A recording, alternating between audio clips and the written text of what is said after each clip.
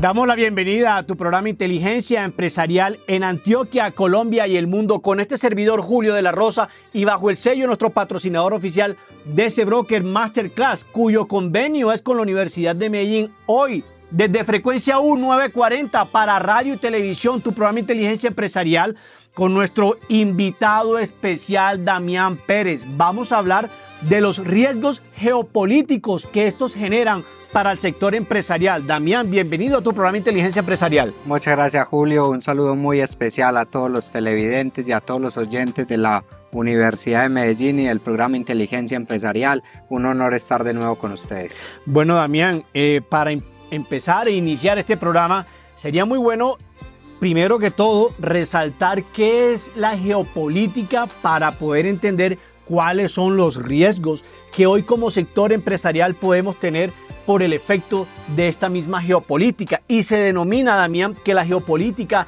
es el estudio primero de la historia y de la geografía. Debes de tener en cuenta qué ha sucedido en el antes para poder analizar el después, teniendo en cuenta el entorno geográfico. Y ahí es donde vienen que acorde al entorno geográfico donde tú te encuentres, así van a ser las diferentes posturas, posiciones, comportamientos y actitudes de las personas que están ahí. Pero que sea Damián quien nos vaya colocando en contexto de cuáles son esos riesgos geopolíticos que hoy, al día de hoy, tenemos aquí en Colombia. Arranquemos primero con algo que se nos ha incrementado y lo veníamos hablando, Damián, en esa tanqueadita que le echamos al carro hoy, hermano. Ese impacto de la gasolina, ¿qué está generando a través de las empresas? Por ejemplo, esas empresas que, como Rappi, esas empresas que prestan domicilios, que llevan transporte. Mejor dicho, usted conoce mejor el tema que yo. Cuénteme a ver. Bueno, Julio, tocaste inicialmente bastantes temas y creo que hay que hacerlo muy sencillo para que todos nuestros televidentes y nuestros oyentes lo entiendan de una forma fácil. Cuando hablamos de geopolítica, aparte de la explicación técnica que Julio nos acaba de dar, es decir, que todo lo que afecte políticamente, todas las decisiones políticas que se tomen no solo en Colombia, sino en el mundo, nos afectan a nosotros como ciudadanos. Y esas decisiones políticas, esos debates que se dan a nivel mundial, en cualquier parte, tienen una repercusión a corto, mediano o largo plazo en todo ciudadano de a pie. Por eso cuando decimos hay veces, no, es que a mí el tema político no me importa, o yo no voto, o que o no me interesa, otros, o no me interesa, es donde estamos cometiendo un error muy grande, porque es que finalmente eso también es una decisión. Cuando yo no participo, simplemente dejo que todas las otras personas, no solo a nivel local, sino nacional y mundial, estén decidiendo por mí. Entonces esas situaciones que nos ocurren a nivel mundial, veamos el ejemplo que tú decías. Hoy el precio de la gasolina viene subiendo todos los meses, unos meses 200 pesos, otros 400, en los últimos meses ya 600 pesos. ¿Cómo nos afecta a todos? Nos afecta de la forma más sencilla. En el tema primero del transporte, no solamente porque nos transportemos en un vehículo esta mañana para venir acá a la universidad a grabar este programa y sea más costoso la tanqueada, sino en todo lo que se mueve en la economía, el llevar unos insumos hasta tu casa, el llevar una comida a un lugar, el llevar los insumos a un restaurante para que te preparen la comida en un Rappi, lo decías, de pronto en un domiciliario donde la gasolina le está afectando más duro, en plataformas de transporte donde ya viene subiéndole el costo al usuario final. Y todo esto, ¿cómo sale en la geopolítica o en eso que pasa a nivel mundial? Pues venimos dando unos debates y unas discusiones acerca del calentamiento global, debates y discusiones en las cuales el presidente de Colombia, Gustavo Petro, se ha apersonado de esa situación y ha empezado a hablar de que Colombia tiene que disminuir el consumo de la gasolina. ¿Para qué? Para disminuir las emisiones de CO2 y en esa disminución, que es lo que está pidiendo el mundo, pues Colombia puede hacer una contribución. Esa es la parte, digámoslo así, bonita que se da a conocer en el discurso, ¿cierto? Pero ¿qué hay más allá de esta situación? ¿Es solo Colombia el que lo está haciendo? ¿Cuántos más países lo están haciendo? ¿Sobre cuál política verdaderamente todos vamos? ¿Cuál es la política gubernamental frente a esto? O simplemente subamos el precio de la gasolina para que la gente no se pueda transportar, tenga que depender del gobierno, pero seguimos gastando gasolina en los helicópteros de la vicepresidente o en los viajes privados del presidente de la República.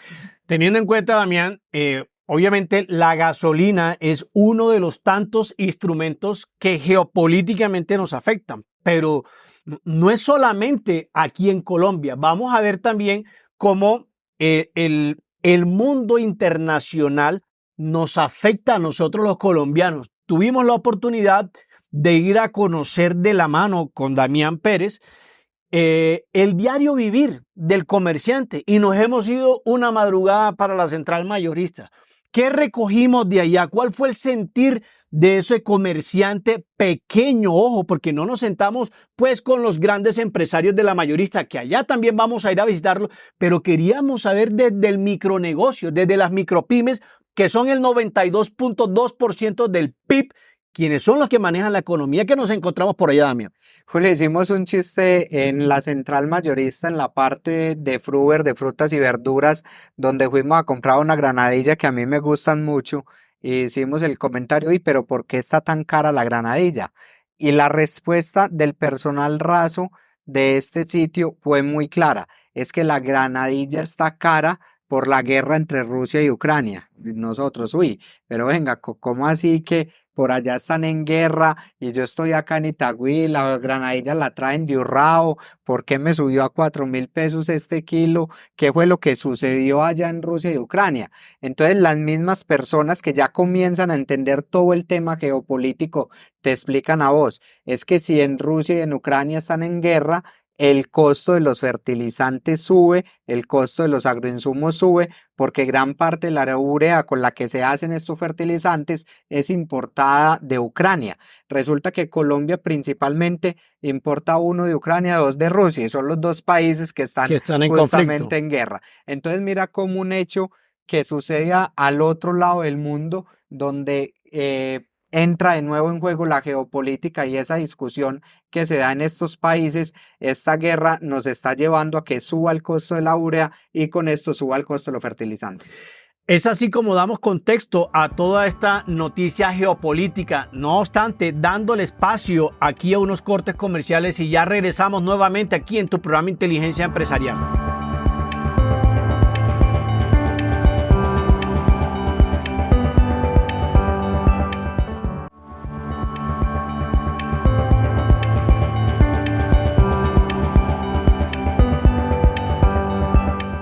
Nuevamente aquí en tu programa Inteligencia Empresarial, donde estamos hablando de los riesgos geopolíticos. Damián nos estaba explicando precisamente cuáles eran esos efectos que la guerra entre Rusia y Ucrania está afectando a los comercializantes de frutas y verduras de la central mayorista, obviamente acá en Antioquia, pero también afecta a toda Colombia.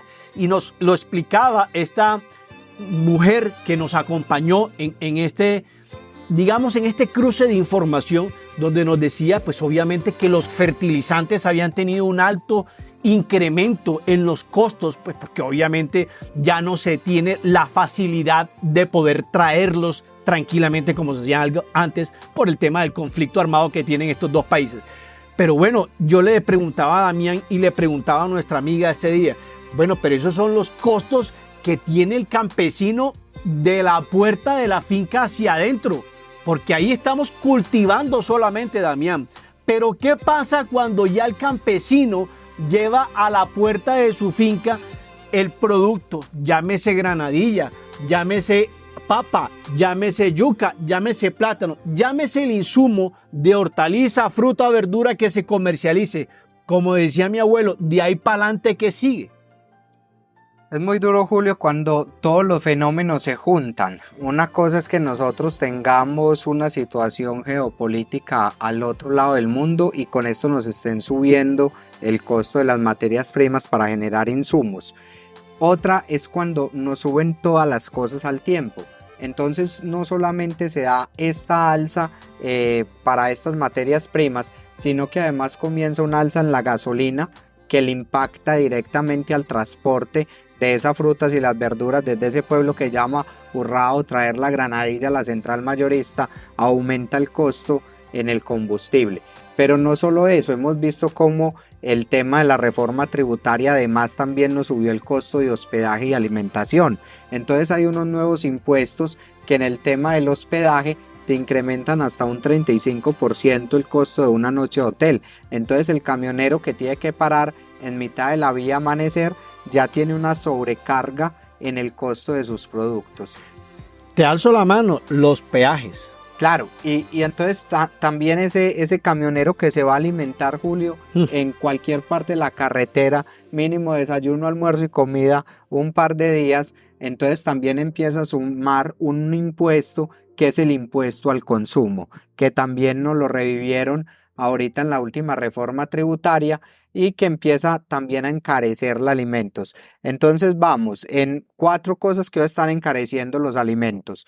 Primero, el costo de los insumos. Segundo, el costo de la gasolina. Tercero, el costo del hospedaje. Cuarto, el costo de alimentación. Y me acabas de decir el costo de los peajes. Entonces, los peajes que suben todos los años de acuerdo a la inflación, normalmente algunos también por decreto, suben todos los años y aumenta mucho más ese valor del flete. Al aumentar mucho más ese valor del flete, continúa incrementándose el costo del alimento. Pero resulta que el camionero también tiene que comer y también es un costo que nos incrementa, sube un salario mínimo en unas cifras demasiado altas este año, el 15%, y entonces ese camionero también le sube su base salarial, al subirle también ese salario que es necesario para que el camionero también pueda solventar todos estos gastos que se le vienen, se viene un sexto costo dentro de esta cadena. Pasa exactamente lo mismo cuando tienes que ir a descargar la granadilla, a la persona que descarga hay que pagarle, luego al exhibirla en el local que se exhibe hay que pagar un arriendo que sube igualmente con base a la inflación que está en cifras disparadas. Entonces tenemos por lo menos 10 factores que no están suba y termina todo esto desbordándose. Pero fíjate algo, Damián, de lo que tú dices. Realmente la utilidad de la comercialización es muy baja. Lo que nos dimos cuenta, lo que es alto en esa cadena de comercialización son los costos que usted nos acaba de desglosar en 5, 6 puntos, y yo le voy a incluir otro, que por ahí suena que nos van a legalizar un impuesto para aquellos señores que generan violencia en el país. Entonces, vamos a hablar no de violencia, porque este no es el programa para hablar de esto. Vamos a hablar de la seguridad que debe de tener la economía para su efectiva circulación. Entonces, ya no serían 6 costos que usted nos acaba de glosar muy bien, mi estimado Damián, sino también a qué costo de seguridad estamos transportando eso. Y lo vimos, Damián, cuando se presentaron esos paros después de pandemia, que los mismos empresarios decían, no lo digo yo, no lo dice el señor, el mismo empresario lo decía, que ellos preferían 5 pandemias que los paros. A Julio le encanta picarme la lengua Ave con María. estos temas. A ver, el tema de lo que hoy se está hablando de el impuesto a un grupo delincuencial no es más que la extorsión terrorista al gobierno nacional. Realmente esperaríamos que el gobierno, aunque según lo que ha demostrado pareciera ser afín a este tipo de grupos, pues no lo sea. ¿En qué sentido? Nosotros no podemos permitir que la extorsión pase de un lado a otro simplemente. Acá lo que hay que hacer es acabar la extorsión, no legalizar la extorsión ni asumir como gobierno la extorsión. Acá la lucha debe ser para combatirla. Entonces, cuando a nosotros nos dicen vamos a colocar un impuesto para mantener un grupo al margen de la ley y que con esa plata entonces ya no vamos a extorsionar, ya no vamos a secuestrar, ya no vamos a robar, etcétera, simplemente el que pasó a ser el extorsionado fue el Estado.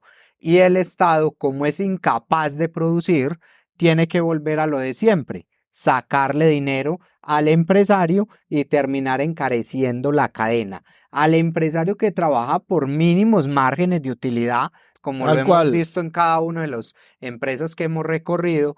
¿Para qué? Para estrecharle mucho más su vida o para obligarlo a subir a unos costos que termina de nuevo pagando el consumidor. Es que al final quien va y compra la granadilla es quien va a terminar pagando estos costos, Claro. no es el gobierno. Vuelvo y digo, lastimosamente el gobierno es incapaz de producir. Totalmente, son las empresas las que generamos empleo y las que dinamizamos la economía.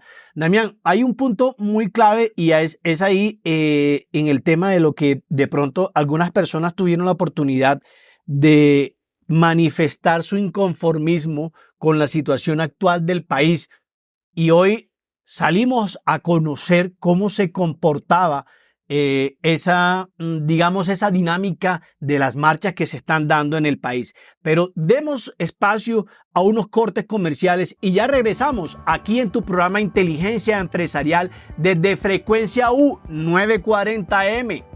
Nos vemos.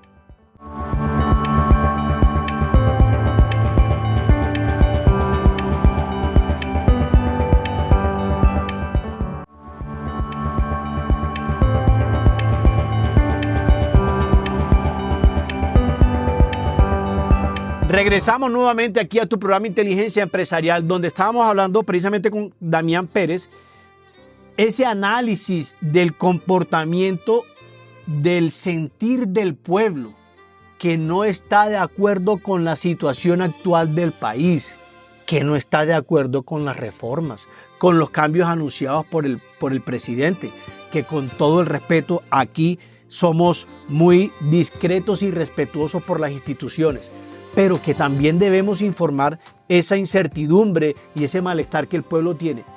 ¿Cómo se vivió el comercio hoy, Damián? Usted que estuvo por allá en la marcha, caminando, ¿qué viste por allá? Julio, vi el comercio abierto, vi los comerciantes aplicando la simple libertad económica, vi un tema de que no hubo necesidad de que ningún comercio cerrara por miedo a que lo fueran a vandalizar. Acá hay una diferencia muy grande frente a lo que fue llamado el estallido social y frente a las marchas que hoy se están dando. Unas marchas completamente democráticas, sin agredir físicamente a nadie. Sí, obviamente algunas personas con comentarios y arengas fuertes, pero sin llegar a ese tema de tener que vandalizar ningún tipo de establecimiento de comercio. El Metro Plus quedó intacto, no le pasó absolutamente nada. ¿Estuvo el SMAT, pregunto? No lo vi, no vi el SMAT, creo que no hubo necesidad.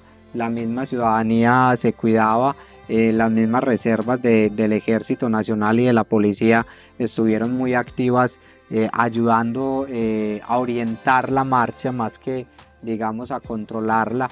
Obviamente en una marcha tan multitudinaria no habría esquema de seguridad ni policía que fuera capaz de controlar algo, ¿cierto? Entonces se vio mucho el civismo. Vi unos detalles muy interesantes, Julio, desde lo que nos interesa, que es el tema económico. Total. En este programa, desde lo económico y lo empresarial. Creo que los vendedores de mangos, de frutas, de piña, de agüita, de agua, de gaseosas, están felices, están todos felices. Creo que fue su mayor temporada. Que te pasen 300,000 personas por el lado es siempre una oportunidad de venta. Los kioscos que quedan ahí en la Media Oriental hicieron literal su mejor día del año, porque se les acabó la mercancía a todos. Sí. Entonces alguien llevaba un snack, alguien llevaba un agua, si no era el agua en bolsa era en botella, no importaba la marca. Súper bonito me pareció ver la gente cargando las bolsas y las botellas vacías para no generar basura, sí, para señor. no generar basuras. Entonces fue un tema económico tan bacano que se generó. Y mira, Julio, yo hacía el ejercicio de pronto cuando compré una botella de agua, y yo le compraba la botella de agua a un vendedor ambulante. Entonces, indirectamente o directamente, yo estaba generando un ingreso para el vendedor ambulante. Pero mira lo que viene detrás. Esa botella de agua a ese vendedor alguien se la tuvo que vender. Esa empresa que se la vende es una distribuidora. Esa distribuidora generó directamente un empleo que fue el del vendedor. generó otro empleo que fue el del entregador, generó otro empleo que fue la persona en la bodega, generó otro empleo que fue el facturador, generó otro empleo que fue la contadora. Pero venga ahí, yo le quiero hacer una pequeña interrupción, mi estimado Damián. Yo me acuerdo que no hace mucho, hace por ahí un año, cuando invitaban a marchar en ese estallido social, el mensaje que se le envió en esos momentos a los comerciantes y a los empresarios era que cerraran. Y hoy no vimos ningún negocio cerrado. Antes, yo no sé si usted se acuerda cuando le dije, mire a ese comerciante transando. Sí, Estaban haciendo un pago no sé, pero ahí se estaba moviendo la era plata. un intercambio económico. Sí. Entonces yo le decía, mira eso. Y el mensaje de hace un año era que no, que cierren, que no abran. Y aquí, al contrario, se dinamizó la Sí, economía. el mensaje fue completamente diferente, Total. Julio. Vea, el que vendía las camisetas, el que aprovechaba y vendía las gorras por el sol, o sea, vi una señora vendiendo antisolares, o sea, había un tema económico detrás gigante. Es difícil medirlo, pero uno diría que la marcha pudo tranquilamente movilizar más de 1.000 millones de pesos. Es un tema bastante importante porque es una economía que se desarrolla ahí. Y Julio, le termino el ejemplo. De, aparte del distribuidor, imagínate en la botella de agua también el fabricante. Claro. ¿Cuántos empleos se generaron envasando el agua, fabricando la botella, fabricando la etiqueta de la botella, fabricando la tapa de la botella? O sea, es Una una cadena. cantidad de economía que se mueve solamente con la compra de un producto. Y eso fue lo que sucedió hoy. Hoy sucedió un tema de mercado informal muy bonito y no puedo dejar pasar de largo un mensaje que decía una mini valla que llevaba alguna persona que decía, yo le digo no a la reforma laboral porque quiero ser formal y no informal. O sea, él mismo está expresando su sentir de que quiere pasar de la informalidad a la formalidad, perdón, pero con la reforma no lo va a poder hacer. Es Va a correcto. quedar excluido. Va a quedar excluido y quien hoy es formal va a tener que volverse informal. Sí, y es complejo ese tema. Damián, hay un tema que también hablamos con una persona, un empresario, que es el que maneja todo este tema de riesgos geopolíticos y cibernéticos. Listo, todo el tema de lo que hoy en día para mí tiene realmente el impacto de la inteligencia artificial en todo este tema de seguridad, de registros biométricos. Usted que tiene a la mano, es más, por ahí escuché que usted había estructurado un proyecto de eso. Háblanos a grosso modo de cómo ese riesgo geopolítico a nivel cibernético afecta a cualquier comerciante. No, total, mira Julio, ahora en el avance de la inteligencia artificial vamos a ritmos completamente acelerados. Ahorita ya hay la imitación de voces por medio de la inteligencia artificial. Entonces imagínate que a ti te entre una llamada y empiece a hablarte como Damián y te diga, hola Julio, soy Damián y tú le sigas la conversación y la inteligencia artificial todo el tiempo imite mi voz y al final te lleve una estafa. Y luego tú me llames y me digas, hey Damián, ¿qué pasó con la plata? ¿Qué pasó con este negocio que hicimos? Y yo, ¿cuándo, Julio? Yo nunca he hecho eso y simplemente fue una imitación de voz desde la inteligencia artificial. Ese es un tema muy complicado que viene avanzando ya a pasos agigantados y que ya lo vamos a ver en las elecciones presidenciales de Estados Unidos. Ya empiezan a haber situaciones y demandas porque se han imitado las voces de algunos candidatos a través de inteligencia artificial, mandando unos mensajes que el candidato nunca ha mandado. Entonces hoy la situación comienza a tornarse muy complicada en este tema. O sea, ahí es mejor dicho, no se sabe si qué es peor, la medicina o la solución.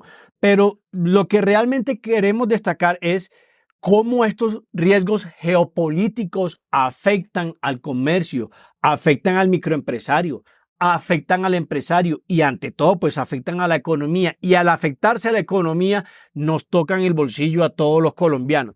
Por eso era importante lo que decía Damián, no podemos estar lejanos de la política, no porque seamos políticos, sino porque las decisiones políticas que se tomen al interior del gobierno van a afectar no solamente la dinámica comercial de las empresas, sino también el diario vivir de las personas, del que también es empleado, porque es que el que también es empleado también le suben el pasaje del bus. Con todo el respeto, ya está en 2.800 pesos, donde un pasaje de bus se compraba 1.000 pesos con el tiempo hace unos años atrás. Pero bueno, ese es el mensaje que realmente queremos llevar desde Inteligencia Empresarial. Hoy estamos aquí desde Frecuencia U 940 AM, desde la Universidad de Medellín, transmitiendo también para nuestro programa Inteligencia Empresarial en el canal Comovisión, martes de 7:30 a 8 de la noche. No te lo pierdas. Ya sabes, vas a encontrar contenido de alta calidad. Y lo que queremos con nuestro invitado de la casa, nuestro amigo Damián Pérez, analista político y empresarial, es que realmente las personas que saben nos ilustren, nos encaminen en cómo podemos darle manejo a este contexto que está muy difícil por estos días.